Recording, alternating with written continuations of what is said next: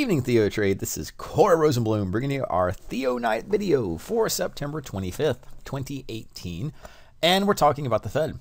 Tomorrow, we're going to have a Fed announcement. We expect the Federal Reserve to raise interest rates tomorrow. Remember, that's going to happen Wednesday, September 26th at 2 p.m. Eastern Time, followed up by a press conference and media Q&A with Chair Powell 30 minutes later at 2:30. These things will affect the market. Now, typical Fed day equity market behavior occurs with a relatively small opening gap. Often see a gap fill, and the hour before the announcement, you often see flat or sideways trading activity. Afterwards, you normally see a 1, 2, 3, ABC, or up, down, sometimes even down, up, down reaction to the Fed, and then a drift toward market close. That's typical behavior. We'll see if that occurs tomorrow.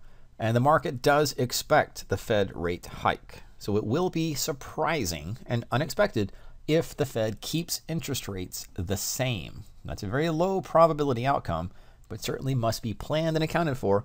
Probably would be net bullish for the equity market, but we'll see what happens, of course, when the Fed announces their policy and then has their meeting.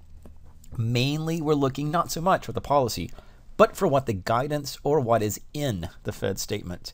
We are looking for moderate growth, moderate inflation, and anything that changes that, which with respect to the Fed either raising rates more aggressively, if they say the economy is stronger than expected, that could be net bearish, or if they say the economy is weaker than expected, and we might not raise rates in the future, those are the decision matrices. We do think that they will announce stronger GDP growth and relatively moderate inflation, and there will be one more rate hike in 2018, probably in December. How does that play into the intermarket or cross-market landscape?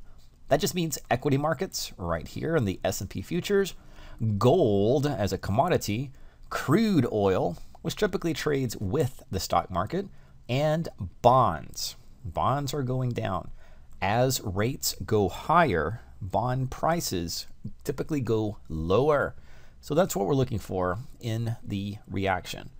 Probably you trade the S&P or some type of Nasdaq or equity market, but if you want to play into gold or crude or maybe a bond play, watch these levels from tonight's video. This shows the overnight activity. It's a multi-time frame chart, but it's a comparison chart and just looks at all four markets together on the same frame. So we do see a down to up equity market, down to up and strong crude.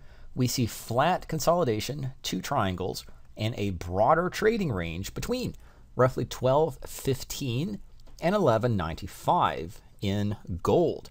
Your key spot marker pivot is about 12.05.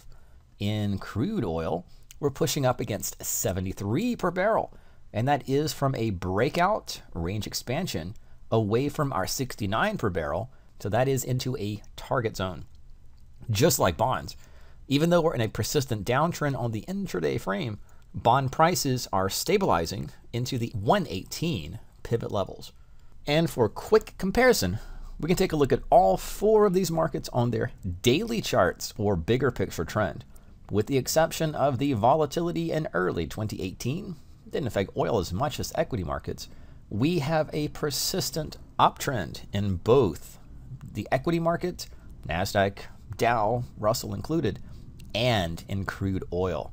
All of these are making higher highs, higher lows, except oil tends to be a little bit more flat or channeled within a rectangle between 73 per barrel is the prior May high, just shy of the June-July area, and 66. That is a pivot spot marker on multiple months. So this will be our spot marker pivot to watch for any type of departure or sell or bear play against 73. The same is true in equity markets about 29.50. You are seeing an initial play away from that. In gold, gold has been sideways, rectangle. We don't have a lot of swing trade opportunities, but the next series of trades or longer term swing position would be the departure or movement away from the 1200 per ounce level. if you see gold above our rectangle high, 1220, 1225 or higher, that could set in motion a series of bullish breakout or bullish positions back to 1300. If, however, gold pushes under 1180 and beneath that, really beneath 1175, that keeps the downtrend in motion. The most interesting market to watch, and the one most directly affected by the interest rate decision, is the bond market. So it as well, this is ZN, is into 118, and that's going to be a key spot marker pivot if we can draw another little rectangle for this contract.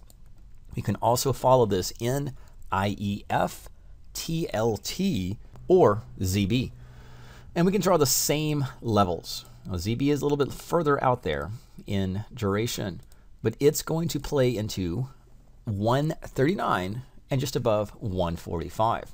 Midpoint or magnet level in the middle is about 142.